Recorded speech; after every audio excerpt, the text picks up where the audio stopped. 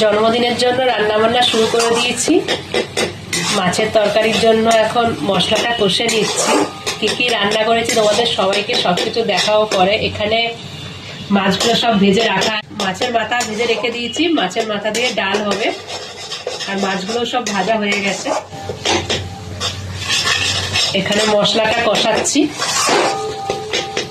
খুব ঠান্ডা লেগেছে, যা ঠান্ডা পড়েছে এবারে। অলরেডি আজকে শুনছি 12.6 ডিগ্রি। কি যে হবে, আরো পড়বে নাকি কালকে ঠান্ডা। যাই হোক, ঠান্ডা লাগলেও তো বোনের জন্মদিন, বছরে একটা বারই আসে, করতে তো হবে। তাই রান্না বান্নাটা স্টার্ট করে দিয়েছি। কি কি রান্না করেছি সবই তোমাদেরকে দেখাবো। একটু একটু করে রান্না করি, আর একটু করে তোমাদেরকে দেখাবো কি কি রান্না করেছি। দই কাতলার মশলা রেডি হয়ে গেছে। এবার একটু ফুটিয়ে গ্রেভিটা করে জাস্ট অল্প মাখা মাখা করবো, মাছগুলো দিয়ে দেবো।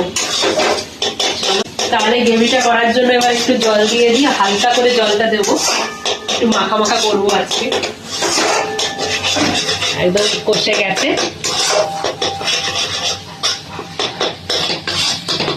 ডালটা কমপ্লিট হয়ে এসছে। এবার মাছের মাথাগুলো ডালের মধ্যে দিয়ে দিই, দিয়ে একটু ফুটুক।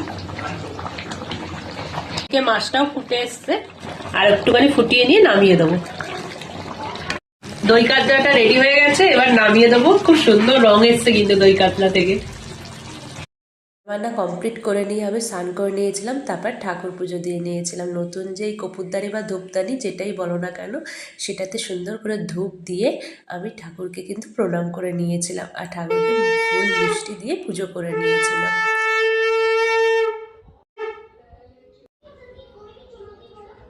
স্নান হয়ে গেছে, আমার যেগুলো রান্না বান্না ছিল সমস্ত কমপ্লিট হয়ে গেছে। কিন্তু জামাইবাবু যেটা স্পেশাল ডিশ ওর জন্য করছে, ও যেটা সব থেকে বেশি ভালোবাসে, সেটা কতদূর হলো দেখি গিয়ে। চলো।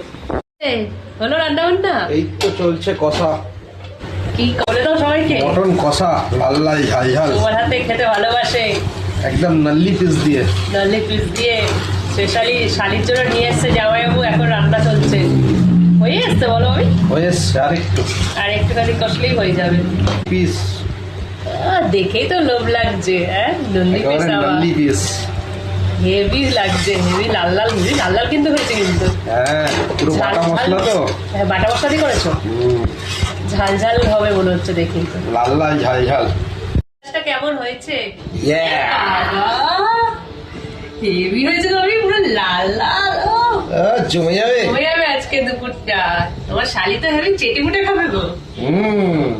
শালির পছন্দ থেকে মাংস নিয়ে এসছে, এবারে নাল্লি পিস। এখন মনটা ঠিক করার জন্য আমাদেরকেই তো ইনিশিয়েটিভ নিতে হবে। বলছিল করোনা বলছিল, তাও জোর করে আনলাম। হয় বছরে একটা দিন মাত্র, তাই আমিও রান্না বান্না যেটুকুনি পেরেছি করেছি। আর ওর যেহেতু মটনটা খেতে জামাইবাবুর হাতেই বেশি ভালোবাসে, ওই জন্য মটনটা জামাইবাবুর হাতে ছেড়ে দিয়েছি। জামাইবাবুর হাতেই খাক, ওর যেটা পছন্দ সেটাই আজকে রান্না বান্না হবে। সারপ্রাইজ হয়ে যাবে অল্পের মধ্যে। আমরা যেটুকুনি পেরেছি করেছি, দেখা যাক। তোমাদের দেখাবো কি কি রান্না করেছি। খাবার